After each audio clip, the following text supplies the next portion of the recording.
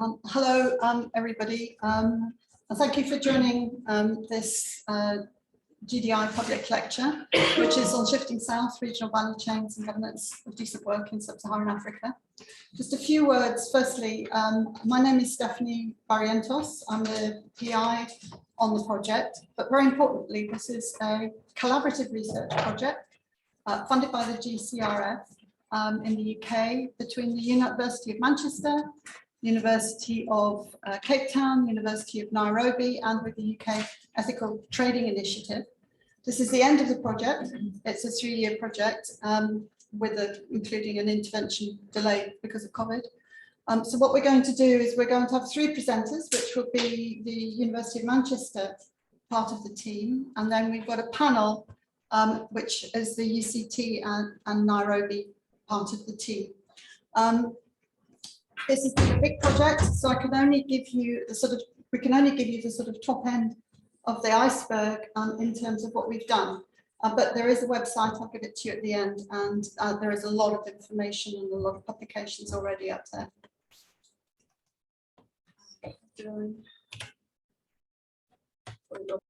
Apologies for that.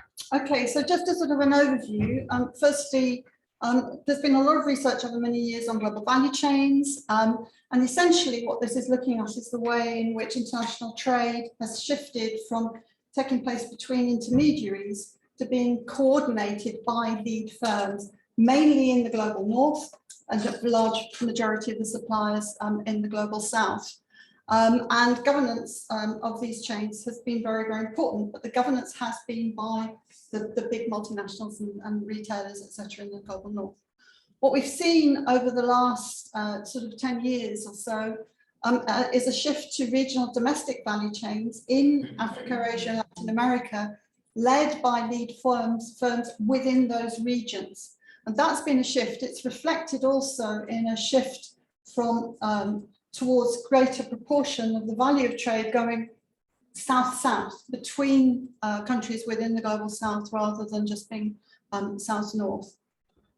But what we've also most recently seen is the growth of regional value chains and domestic value chains within sub-Saharan Africa.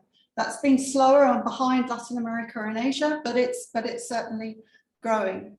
And examples of that are horticulture, exports to Europe, but also we looked at garments. There are many garments exported from some countries under the AGOA trade agreement with the USA to North America, less so, and some into Europe as well under trade arrangements. But there is also a growing regional trade evolving in garments within sub-Saharan Africa.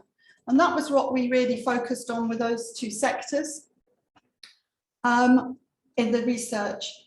The key in relation to decent work, and when we talk about decent work, we're effectively using the ILO definition of decent work in terms of conditions, voice, and protection. But we know that a lot of the lead firms in the global north have long applied private social standards, mainly as a result of campaigns by NGOs about poor working conditions. There's been a long debate in relation to the growth of regional and domestic value chains in the global south as to whether the same social standards are applied. Some would argue they are, some would argue they aren't. It's probably much more of a mixed picture. What we really don't know much about, though, is the role of public governance and public regulation when value chains start to be coordinated and sourcing takes place within the same regions. So our core research question for this project were, what are the implications of expanding domestic and regional value chains in sub-Saharan Africa for the public and private governance of decent work? We looked at horticulture in South Africa, apples, and in Kenya, green beans and avocados, sourced by African supermarkets. And in garments, we looked at South Africa, Lesotho and Eswatini production sourced by mainly South African retailers. Just a little bit about the kind of analytical framework. And as I've said, this is really just the sort of top of the iceberg. governance has played a critical role in the analysis of global value chains and how that governance is applied and exerted by lead firms. A lot of the early research by Gary Gireffi and others focused on the ability of northern lead firms to control and coordinate their suppliers, many of whom are in the global south. And the use of private standards was a key feature of that coordination. Khaled Nadvi's done a lot of work on that. But as value chains have evolved, other different dimensions of governance have also evolved. Ponty and Sturgeon looked at the role of multipolar governance. That's bringing in other actors beyond the lead firms, including civil society and the state. There's been, particularly in the global north, analysis of the interlayering of private standards with public regulation. Very importantly, this is the interlayering where the two go side by side. And power has been more recently been highlighted really as a key dimension of governance, the ability of lead firms to directly control or not their suppliers, and that particularly looking at as the control becomes more diffuse, you get more collective forms of governance. So looking at this in relation to global and regional and domestic value chains which overlap, and as we quickly found out, often overlap with more traditional open markets in Africa, what we were looking at in terms of the analytical framing for this project was something we call polycentric governance. And this really builds on Nadvi and Horner's analysis of polycentric trade, but applies it more to governance itself. And rather than spend too much time, just very briefly, this is a sort of framework of polycentric governance. So on one side, you've got the GVCs. There you have very direct dyadic governance by the lead firms over their suppliers, able to apply private standards, including social and other types of standards as well. But increasingly what we're seeing is this overlap with the regional and domestic value chains. And as you'll see, to some extent, and it depends by sector, also with more open traditional markets. And what we were looking at, therefore, is how does this affect governance when you've got governance coming from different directions and on different scales, global and domestic and regional, but particularly where African retailers are the lead firms. And what we also found, and this applies definitely more, again, as you'll see in relation to horticulture than it does possibly to garments, but this is very much work in progress. We're still analysing this. There's also a standards void. There's a point at which private standards really start to break down. And that's particularly in horticulture where you get the intersection with the open market. So that's when you start, we would argue, getting more polycentric forms of governance. It becomes more diffuse. And what the project really is beginning to analyse is what we call benign transition towards a combination of private and public governance, but where public isn't parallel to private standards, it's governments actually attempting to regulate the value chains themselves and change the forms of regulation in order to do that. So that's really the kind of framing of the project. In terms of the research, there was a lot of research done over 3 years in the end, with sort of delays for COVID, but the research carried on virtually during that period. So the research methodology we did use was firstly to do a value chain mapping of the regional and domestic value chains for horticulture and garments, in order to do comparative case studies. Initially, those case studies were done separately. We're now at the stage of bringing the comparative analysis together. So that's really the newer part. This is certainly one of the first presentations where we've brought it all together. We did a lot of primary field work. Just to quickly summarize, the field work for garments was in South Africa, Lesotho and Eswatini. For horticulture, fruit and vegetables, was in South Africa and Kenya. In total, we talked to 60 key informants, 83 retailers, producers, manufacturers and design houses, 170 workers and smallholders individually surveyed, and 169 focus group discussions. Smallholders were more in focus group discussions than they were individual surveys. We also held a number of workshops, but at the end of the project, at the end of last year, we held a policy and project workshops in horticulture and garments with African retailers, producers, design houses. In total, 59 attended. They were in 2 separate workshops. And very importantly, this research was co-produced with the Ethical Trading Initiative. So all the way through, they helped to analyze, to design, analyze, and particularly in terms of policy recommendations, what were the outcomes.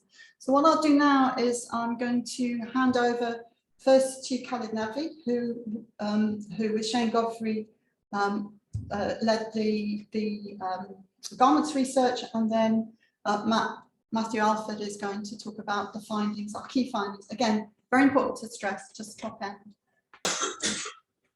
Hello, so my name is Khalid Nadvi, and as Stephanie pointed out, I'm going to give you a very quick overview of some of the key findings that came out of the garment work that I was involved in with Shane Godfrey at the University of Cape Town and Giovanni Pasquale. So what we've been looking at in this context is how the South African, how the Southern African regional value chain has been driven in apparel. And what we're really interested in is it has been around how trade regimes have actually influenced the growth of these particular markets. So you have 2 particular trade regimes at play here. One is the Southern African Customs Union, which is the darker green here. And the other one is the Southern African Development Cooperation region, which is the much wider region across here. So as with the Customs Union, there is no tariffs that applies in this within the Customs Union. There's a common tariff that cuts across the whole of the external boundaries of the Customs Union. And what we've been interested in is, given that South Africa is the main regional end market for clothing, where has that sourcing come from within South Africa for clothing from within the region? So we've particularly conducted research in Lesotho over here and Eswatini over there, as well as research within South Africa itself. What I want to show you here is what's happened in terms of the overall trends in both apparel production and apparel imports into the South African market. What we see here is a significant decline in internal production in clothing within South Africa over this last decade or so. At the same time, very substantive increase in global imports. This is largely all from East Asia, so much of this is Chinese imports, but also South Asian imports of clothing, and a slow but systematic and gradual increase in regional imports, imports from within the sub-Saharan African region, and most of this, if not pretty much all of this, is from within Southern Africa. So if you look at this, one of the key things that we look at the key supplier countries within Southern Africa that supply into the South African market. We looked at Mauritius, Madagascar, Lesotho, and Eswatini through the trade data analysis. You see in all of these countries over the last decade, a significant doubling of their share of exports that is going into South Africa. Now, Mauritius and Madagascar have been historically geared to both the US market and also to the EU through AGOA preferences, as well as through the EU trade preferences. But in both countries, we see a substantive increase over the last decade into South Africa. It's even more marked from Lesotho, and what's most surprising is the way in which Eswatini, Swaziland, has completely transformed into a platform for production, not for the US or the EU, but now almost wholly for South Africa. So it's trying to explore what drives that. And we've published some work already on this, which you will find on our website, that explores that in terms of the interplay between investment policy, trade policy, and labor policy. So just picking up on the labor policy dimension, one key story is the differential wage rates that exist between these different regions. So this is in rands, South African rands. The qualified machinist wage rates in metro South Africa. So this is urban settings within South Africa based through the wage setting that takes place through the collective bargaining agreements. It's roughly weekly wage rates of 1,300 rands per week in urban settings compared to 400 rands per week in Eswatini. So quite systematic differences. And if you start adding in the additional costs like sickness benefits, bonus, provident funds, and so on, the variance becomes even wider. 1 minute. Okay. And within South Africa, what we see is the major South African brands, which are companies that have a big presence not only within South Africa, but they're also internationalizing. They're becoming retailers with a presence within Sub-Saharan Africa, as well as retailers who now have presence through acquisitions in terms of companies in Western Europe and in Australasia. So, my second and last slide. What does all of this mean in terms of labor governance challenges and decent work? So, key findings. While these dominant 6 retailers in South Africa are set to control 70% of the market share, what we see is a growing growth of a low-value retail market serving townships and peri-urban areas, and increasing underbelly and informal retailers, which are rapidly expanding, but we don't have much sense of how big that has become. The dominant retailers do not control labor governance through codes of conduct. They have codes of conduct, but labor issues are not really part of that. So the South African market is really not governed through private governance. And even where exports to the US markets were governed through the codes of conduct, that only applied under the AGOA preferences for Lesotho and Eswatini. There is, however, very strong public governance in South Africa through these sectoral bargaining agreements, where you have a very strong trade union in the form of SACFU, which has developed these sectoral bargaining arrangements. But also, these sectoral bargaining arrangements are unevenly enforced, and in some areas, very weakly enforced. Public governance around labor wages and labor conditions is much weaker also in Lesotho and Eswatini. And finally, where we have these regional trade agreements, which are so influential in terms of driving the ways in which these trade flows work, none of these trade agreements have a labor clause or a social clause dimension in them that would underpin decent work objectives. Where you've had some degree of public-private governance coming together, such as the ILO's Better Works program that took place in Lesotho, lasted for 6 years, again, had very weak outcomes. And interestingly enough, the South African retailers did not join into this. So overall, 2 sets of observations that come out from this. First of all, there's very strong pressures in South Africa around low labor cost competition that's coming from Eswatini and Lesotho, with a great deal of that of production shifting to those locations.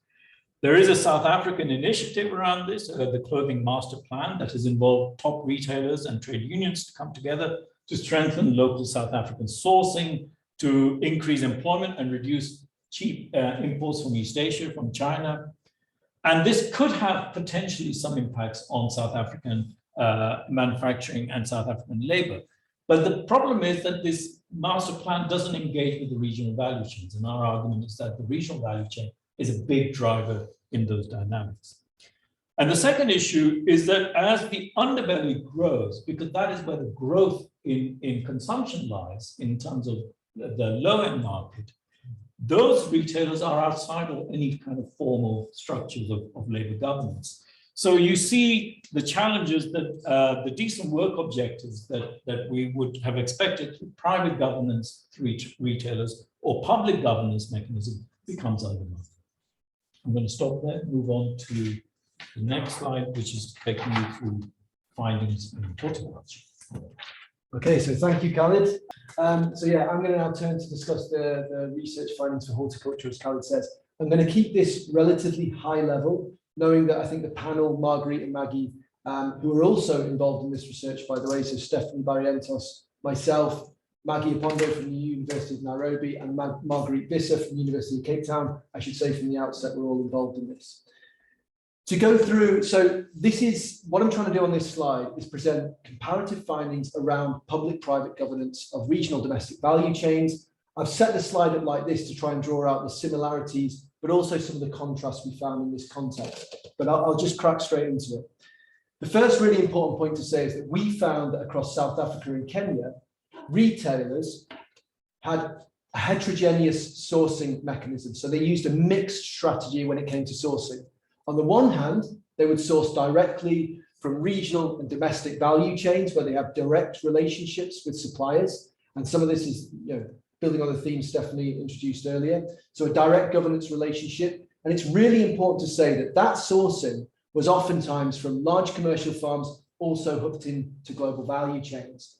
But at the same time, we found that in both South Africa and Kenya, retailers were also sourcing from open or fresh produce markets, where there was an indirect or arm's length relationship with suppliers. No traceability of the product, very difficult to know whether that product is certified. So that's a key point.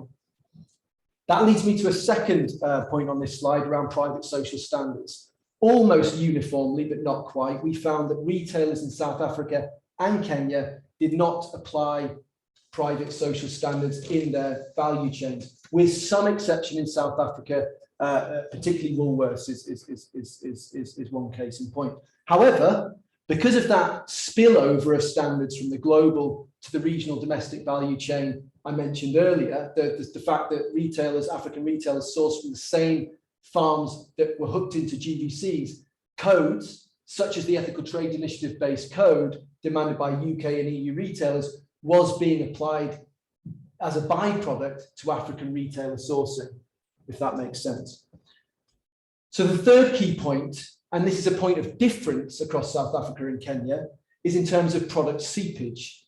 Now, what I mean here is the fact that in South Africa, we didn't see products seeping from the domestic market or open market into the global value chain. Global value chains in South Africa were rather served by large consolidated commercial farms. But that did happen in Kenya, and it had happened historically in Kenya, smallholder, uncertified product seeping into the global value chain.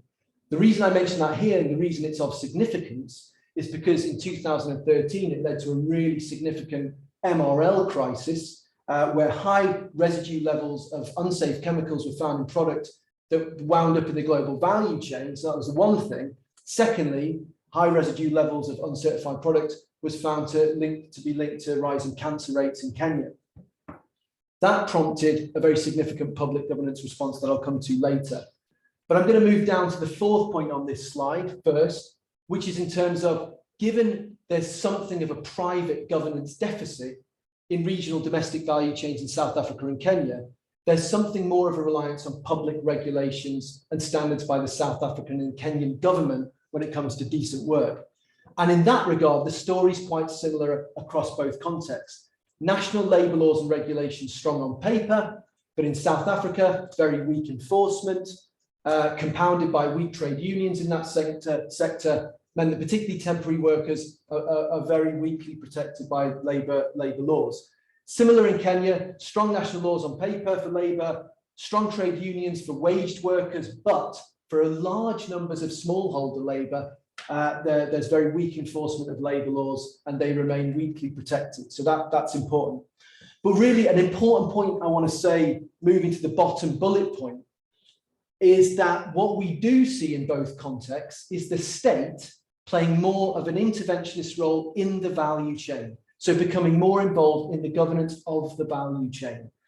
It takes different forms in different contexts, but in South Africa, we see the state convening value chain roundtables. These are voluntary, they're convened by the state, the Department of Labour, but they are attended by producers, civil society, trade unions, NGOs around developing a decent work agenda in the fruit sector. In Kenya, probably more markedly, in response to the MRL crisis, we actually see the Kenyan government drafting KS 1758, a public regulation, but very importantly, of the value chain. That public regulation contains, almost mimics private value chain standards. So Global GAP, the ETI-based code, Rainforest Alliance, that's sort of embedded in this regulation. sort of to try and address traceability issues and potentially decent work.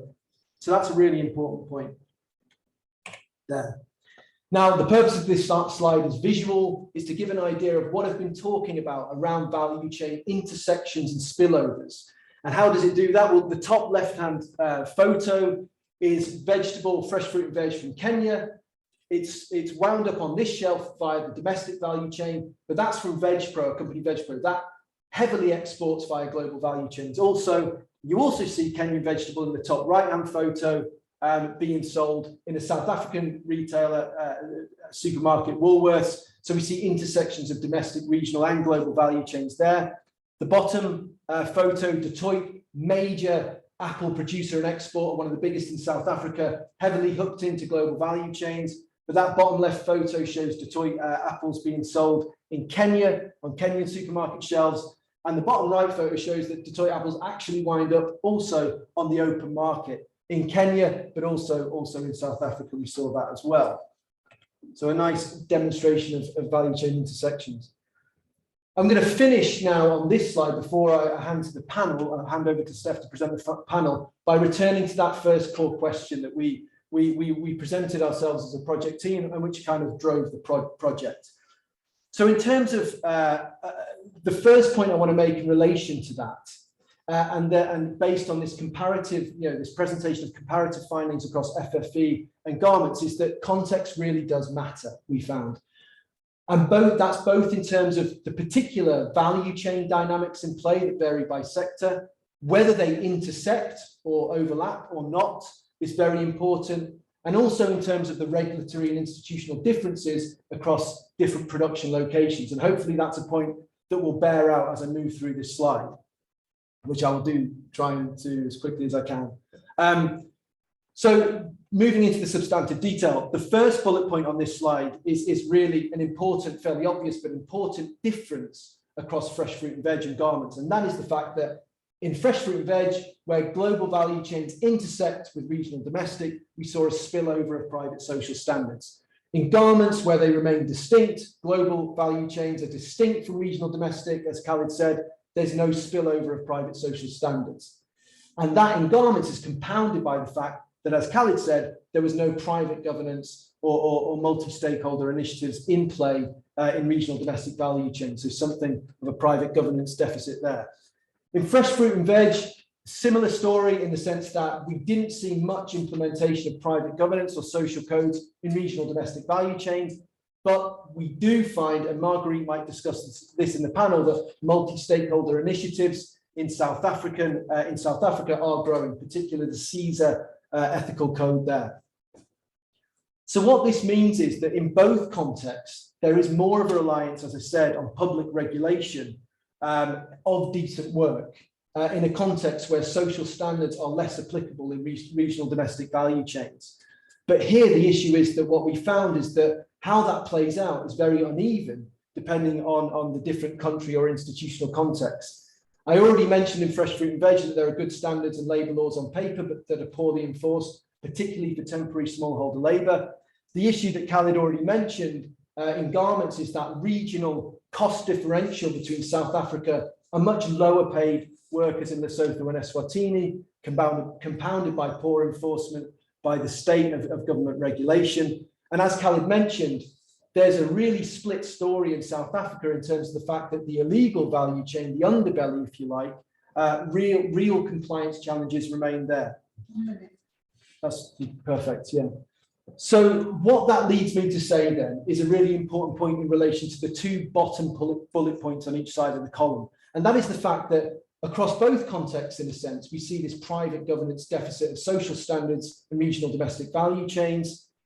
And what that's done, we would argue, in a sense, although it plays out differently depending on context, has really prompted the government, the state, to play more of an interventionist role in terms of addressing value chain deficits of decent work. And that plays out differently. In Kenya, we saw really starkly that play out in terms of KS 1758, the legal enforcement of a private value chain standard, in effect, that Maggie will talk more about. In South Africa, the value chain roundtables were significant. And I'm sure Shane Godfrey, in terms of garments, will talk more about the master plan process. which is a multi-stakeholder compact to grow the sector and address that illegal value chain. And I'm sure he'll discuss the limitations there. So I think I'll leave it there and hand over to Steph to introduce the panel. So thanks very much to both Khaled and Matthew. Now I'm going to turn over to the panel. The first panelist will be Shane Godfrey from the University of Cape Town, and he led the garment research in South Africa, Lesotho, and Eswatini. And Shane, while we're setting it up, the question I want to ask you is both Khaled and Matt mentioned this issue of the South African master plan. So if you could just expand a bit further on what you see as the advantages and the limitations of the master plan, and then also what are the implications for regional value chains? How much is that going to address decent work, particularly in Lesotho and Eswatini? And are there other mechanisms such as regional trade agreements? So over to you. Thanks very much, Stefan. Thanks to the previous speakers, and nice to see you physically in a lecture theatre. I wish I was there. So I'm going to focus on the current situation in South Africa, and particularly the South Africa's new garment master plan, which is this major policy intervention introduced about a year ago, which has implications for the garment sectors in the region. But to understand the plan, we really need to go back about at least 30 odd years, because it's addressing problems that emerged way back then and have stayed present in the bedeviling the industry since then. And we need to understand, we need to cover them to understand why the master plan is designed in a particular way and what its prospects are. So firstly, just about everything that's happened in the South African garment sector is driven by the fact that South Africa is at the end of a global garment value chain that emerged as tariffs were phased down from about 1995 over a 10-year period, and imports started to come in with the big South African retailers as the lead firms, and the main suppliers were manufacturers in China. They're not the only, the big retailers aren't the only importers. There are other importers into the country, and there are also, as indicated, significant flows of illegal clothing coming into the country. But that caused a crisis in the South African industry, and it halved in size over a 10-year period. It lost half of its job. Part of that story of crisis is that the post-apartheid government was very slow to respond with industrial policy to support the industry as those tariffs came down and removed protection. And there were a number of multi-stakeholder sort of initiatives to try and develop strategies for the industry, and none of them really got off the ground, or their recommendations were rejected by government. So, and those, were identifying problems that are still present today and that the master plan is attempting to introduce. So it was only in 2010 that industrial policy programs were introduced that started to stabilize the garment sector, and the master plan incorporates those 2010 programs and adds to them with a view to not only stabilizing, but actually to start regrowing the garment sector in South Africa. Now, South Africa is blessed with a fairly large garment market, and it's blessed with relatively good labor standards in its garment sector, which is a problematic combination. So as those tariffs went down and imports started to come in, enormous pressure was placed on labor standards and collective bargaining in the country. And the trade union, a single trade union, well organized, has actually fared relatively well in responding to those pressures. But really where the system has hemorrhaged has been via non-compliance. So you've got rising non-compliance with labor standards and collective agreements in the country. And in effect, that has partly mitigated the job loss. So you have, job loss declining, but increasing non-compliance and increasing informalization of jobs in order to save them. So jumping to the current situation. So with those 3 points as a backdrop, let's look at the master plan. So it's a multi-stakeholder agreement or compact. It's government-led. So unlike some of those earlier initiatives, it's really been government driving or at least facilitating this multi-stakeholder initiative. It takes an explicit value chain approach. So it recognizes right up front that the big SA retailers are key to this whole plan working or not working. Obviously, the manufacturers and unions, and the union is part of the program, the plan. It's national. It doesn't go outside the South African borders, and it's policy, it's not regulation. So it relies on the stakeholders actually making commitments and signing up to the aims of the plan. So let's look at those aims. So the key aim is to grow local sourcing of garments from within South Africa and reduce imports. But the target for imports isn't actually the regional imports. It's the imports from China and more widely from Asia. So it's really concerned with the domestic value chain of sort of rebuilding and upgrading the domestic value chain, because it's a national policy, and it's concerned with that global value chain in terms of reducing the imports coming in from China and Asia. And the trade-off at the heart of the master plan is that the major South African retailers have agreed to aim at a local sourcing target of 65% by 2030. So that's the commitment they've put up there. And in return, government has said, okay, we will choke off the illegal informal value chains.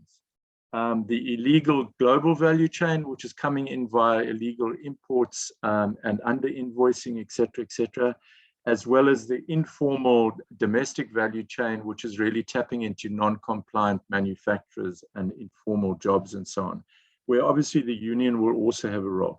Now, if it all works and all the parties can meet their commitments, you're going to have a manufacturing sector in South Africa that will start creating jobs.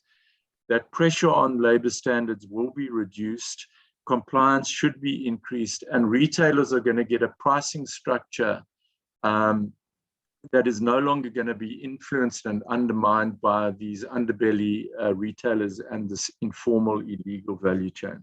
So what are the major challenges? So the main challenge is that the garment, that the main growth component of the retail garment, of the garment market in South Africa is this discount segment of the market.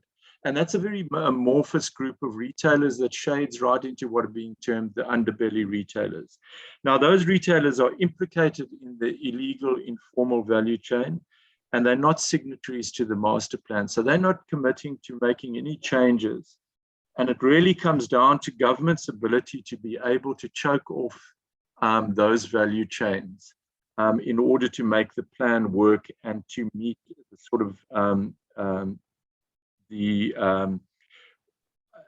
to be able to respond to the commitment that the South African retailers have made with the local sourcing quota. But governments failed to address, I'm almost finished, governments failed to address that illegal value chain for the last 35 years.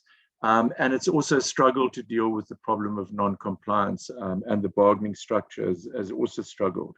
So there's a big question mark on whether government is going to be able to deliver, I think, in terms of this plan. The other part of the master plan that's important that Khalid alluded to is that it doesn't address the regional value chains. Now, strictly speaking, they're not local, so they don't form part of that 65%. But the major South African retailers have thrown those sectors a lifeline by saying they'll continue to source from them, even though they're committing to this local sourcing quota and at current levels. But there have been no discussions at regional level, for example, in a forum like the South African Customs Union. There's been no bilaterals with Lesotho or Eswatini governments. because really what is critical is a need for some progressive harmonization of labor standards to deal with this very deep, sharp labor cost differential between South Africa and Lesotho and Eswatini. So if the sourcing continues from those two countries with that labor cost difference, there's going to be continued downward pressure on labor standards in the South African garment sector. Obviously not at the scale that we're currently experiencing with Chinese imports, but that pressure will remain. So currently there's really no public, other than what the master plan is doing with its limitations. There's no public or private governance initiatives that might complement at a regional level what the master plan is doing at the national level, and which counter any possibility of a race to the bottom dynamic with some sort of agreement around progressively harmonized labor standards. Thanks, that's everything. Thank you, Shane. I want to move to Margaret Visa now, who's also at the University of Cape Town, who was one of the key players in the fruit and vegetable research. Marguerite, in South Africa, ethical trade platforms have been quite important. Could you just expand a little bit whether they've had the same kind of role in relation to the regional domestic value chains, and what role government is playing in South Africa, particularly in relation to the development of these value chain roundtables, and is there a future master plan for the agricultural sector? So if you could just expand a little bit more on and the implications for decent work. So certainly different actors are driving public and private standards enforced in South Africa, and fruit farms supplying all these various value chains, as the previous speakers have also pointed out. So northern lead firms and typically supermarkets enforce the highest private product and food safety standards. There's like almost a hierarchy to the enforcement and the stipulation of regulation, and at the top of that hierarchy are northern lead firms. Then you have domestic lead firms, again typically supermarkets in South Africa, who also have their own food safety and product standards, but these are lower and less rigorously enforced than those of northern lead firms. And these standards also vary as they cater for a range of customers from high to low income. Only northern lead firms and one South African high-end supermarket, Woolworths, enforce social standards in the South African supply chain. But this may change as some South African supermarkets have now begun to apply social standards to the production of their in-house fresh food offerings. And moreover, a major South African supermarket has recently joined CESA, which is the local ethical trading organization that is similar to the ETI in Britain, but local to South Africa. So the moral of the story is watch this space, things might change. Then while most South African supermarkets still do not enforce social standards down their supply chain, they do what we call piggyback on the regulation of northern lead firms to mitigate their risks. And this involves sourcing from the same big South African suppliers that also supply northern lead firms. And this piggyback strategy ensures that the products that South African supermarkets buy, especially those for their high-income customers, comply with high food safety and product standards. So piggybacking by domestic lead firms lead to the diffusion of northern private product and food safety, as well as social standards, but in higher end retailer markets. Northern lead firm standards are also diffused into domestic and regional supermarkets when local fruit producers focused on supplying northern lead firms send their remaining product to municipal markets or even trade in informal markets in regional markets. The diffusion of northern standards, however, does not happen when South African producers who do not supply northern retailers sell their produce to various domestic and regional markets. Apart from the higher-end sourcing arms of domestic supermarkets, we found little evidence that non-supermarket buyers in South Africa and the region demand any food safety or social standards. The only thing that apparently seems to matter to them is private product standards. The South Africa state, however, provides an important safety net, assuring fairly good product and food safety standards. The state has rigorously enforced its own high product standards on export fruit, which is the same as EU product standards already decades before deregulation. Since the beefing up of supranational food safety legislation following international food safety scandals, such as the BSE crisis, the South African state has also formulated its own standalone food safety regulation, known as South African GAP or SA GAP. The parastatal entity, the Perishable Products Export Control Board of South Africa, strictly enforces both product and food safety regulation on fruit export from South Africa. While all South African producers are supposed to comply with South Africa's labor legislation, it is weakly enforced due to seriously underfunded labor inspectorate. So here, Northern Lead firms' enforcement of private social standards, which are very similar to South African labor legislation, play an important role in reinforcing South African labor legislation. While possibly not doing so intentionally, PPECB also by default reinforces aspects of workplace law.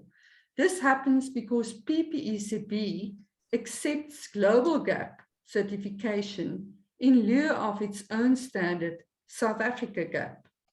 Given that Global GAP is the least onerous private food safety standard, it has become the alternative default minimum food safety standard for fruit exports. Now, here's the deal. Fortunately for South African agri-workers, Global GAP contains an extensive section ensuring the health and safety of agri-workers.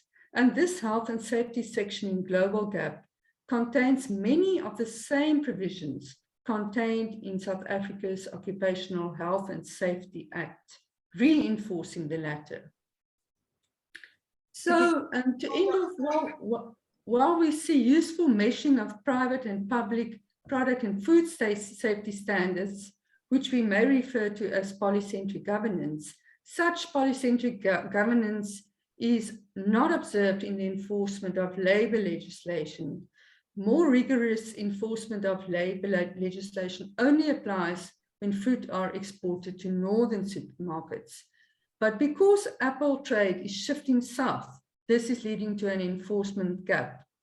We found working conditions on farms not supplying northern markets inferior to those who do. And while the South Africa's Department of Employment and Labour and the Department of Agriculture are aware of these problems, so far it has done little to engage either domestic retailers or regional retailers to address this regulatory gap. The question, therefore, is whether domestic and regional civil society can add sufficient pressure to galvanize these key actors to increase enforcement of both public and private social standards in domestic and regional markets. Thank you, Stephanie. Thank you, Margaret. And now over to you, Maggie. You led the research in Kenya on the fruit and avocados and beans. Avocado is a fruit. Could you just, Kenya has been quite interesting in that the government has introduced Kenya 1758, which, as Matthew mentioned, is a regulatory standard which mimics the Global GAP ETI base code and Rainforest Alliance. So could you just give us a bit more background on that and particularly the extent to which you see, how you see that playing out, and whether you think it might in the future have implications for decent work. Yeah, thank you, Stephanie, for that introduction. Yeah, I think what we're now seeing in Kenya is that one of the main drivers, or the main driver for public and private governance has actually been food safety. There's a focus on food safety, and therefore, because most of the products of the fresh fruit and vegetable are mainly consumed raw, the standards for food safety are particularly very stringent. And it has taken crisis again to bring the government to action. You know, Kenya is the traditional horticultural export leader globally. And in 2013, there was the minimum residue level crisis. And this happened when the European Union restricted the importation of Kenyan horticultural products, mainly the fresh beans and peas. This is because they discovered that the maximum residue levels exceeded the legal limit at Europe's entry ports. And what led to this MRL crisis? One was insufficient documentation and inspection of crops, export crops at the Kenyan main ports. And just also to say that in Kenya, the fresh fruit and vegetable, 66% of it is by the smallholders. So they have traditionally supplied the global markets. So you found that there was a lot of smallholders who are not certified, whose produce has not undergone the rigorous food safety standards, were entering the export channels. So this caused what we call the MR crisis in 2013.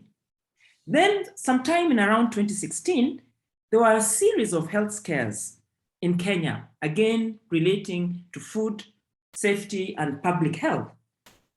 For instance, there were a lot of vegetables that were contaminated, again with pesticides, similar to that in the European Union, with heavy metals and nitrates. And these were repeatedly found not only in the open air informal markets, but also in the formal supermarkets. And this raised a lot of concerns among the health experts in the country.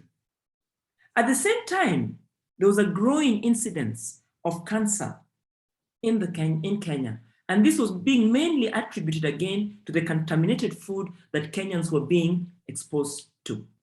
So in order to, one, avert another MR crisis, and therefore risking Kenya's reputation, and at the same time, to try and tame the rising incidences of cancer in the country, the government decided to legislate the K1758 Code of Practice for Horticultural Industry.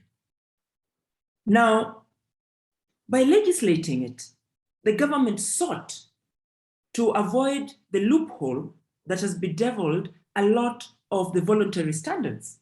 The private standards are mainly voluntary, I mean in quotes, because to gain market access, you must apply the standard. However, they thought that by making it legal, legislature, then it meant that it was mandatory for implementation. And K1758 again takes a value chain approach, and it includes all the industry stakeholders, right from the producers, the plant breeders, the propagators, seed merchants, consolidators, right up to the transporters, the shippers, and the cargo handlers. So in this way, the government with K1758 is trying to have traceability. K1758 basically stipulates the hygienic and safety requirements that are required during production, handling, and marketing of fruits and vegetables. But it also does include provisions for environmental and social accountability. And when you look at the environmental sustainability, it is actually a replica of Global GAP. whereas the social accountability section is a reflection of the ETI base code. And this applies both for the domestic, regional, and global value chain. Previously, the private standards only applied to the global value chains. So KS 1758 is taking a different approach. It is not only for the global value chains, but starting from the domestic, regional, and global value chains. So in this regard, we can say that KS 1758 does hold some promise. Currently, what is being done is the main focus has been on the hygienic and safety requirements of the standard. But if the social side of the standard, which is a replica of the ETI base code, which is very good for workers, especially for smallholders and the wage workers, it could perhaps lead to the implementation of better decent work standards. But at the same time, KS 1758 does face a number of challenges in its implementation, particularly at the smallholder level. But generally, countrywide, because of the value chain approach that KS 1758 takes, it becomes very challenging. So what increasingly is happening is that the different actors, for example, the Kenya Retail Trade Association of Kenya, what it has done is that it is working with supermarkets, and then they work with the supermarket suppliers who are smallholders, the propagators, etc., and trying to implement as a supply chain, a value chain approach. So far, they hope to certify about 5 retailers by April this year. And so they're working with their major retailers, which are the major supermarkets in Kenya. However, implementation has been patchy, and there is need for all the stakeholders, like the Kenya Retail Trade Association, to come together so they continue to implement the value chain approach. Thank you. Thank you very much, Maggie. So I'll just say a few words and then we'll go to questions. I'm sorry we were a bit delayed at the beginning for technical reasons. So I think what we're clearly seeing is a regionalisation of the value chains. And that is certainly a process and a growth in domestic value chains led by African retailers, particularly South African retailers. I think that there's in those domestic and regional value chains, where they don't overlap with global, there is a private standards void. There is an issue of a lack of private standards. So that's very important. We definitely see a big difference between food and garments, partly because there's a bigger distinction in food and garments. Garments, the value chains are more separate. In food, they overlap much more, but also very importantly in food, you have this issue of food safety, which you don't have in garments. And what's interesting is that what we're seeing is the food safety driving a move towards private standards in both South Africa and in Kenya. Context matters, very different processes, different ways it's happening, but there is a move towards it. Even Global Gap does have requirements in relation to social standards, very basic, nothing like ETI, but so we're seeing what we would call a benign transition and a very uneven process where effectively what governments are doing as with the growth of domestic and regional value chains is getting more involved, in particularly with the growth of domestic value chains, getting more involved in the regulation of the value chains themselves, actually directly intervening, whether it be through the master plan, through value chain roundtables, or in Kenya most clearly through KS 1758. But we do believe that there's been much greater advance on the food safety side. There are still big questions about how far this is going to be taken forward in relation to improving decent work. And very importantly, in relation to the regional value chains, there is nothing in the SADC, SACU, or Africa continental free trade agreements on social standards. So therefore, the regional trade agreements aren't helping in that respect. But in COMESA and the EAC, the East African agreement, there is it's fairly weak, but aspirational, I think we call it, social clause. So you're seeing even the beginning of an edge towards regional interventions. As I've said, very importantly, a lot of information is in the on the website. We've got briefings, podcasts, etc. So please go there. We've got a number of questions.